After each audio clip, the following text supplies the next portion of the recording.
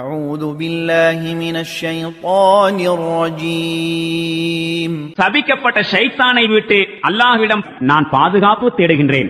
استجيبوا لربكم من قبل أن يأتي يوم لا مرد له من الله ما لكم من ملجأ يومئذ وما لكم من نكير. அந்த ஒரு நாள் வருவதற்கு முன்பு உங்கள் இறைவனின் அறிவுரைகளை ஏற்றுக்கொள்ளுங்கள். அந்நாளை தடுத்து நிறுத்துவதற்கான எந்த முகாந்திரமும் அல்லாஹ்வின் சார்பிலிருந்து இல்லை. அந்நாளில் உங்களுக்கு எந்த புகலிடமும் இருக்காது. உங்கள் நிலைமையை மாற்ற முயல்வோர் எவரும் உங்களுக்கு இருக்க மாட்டார்.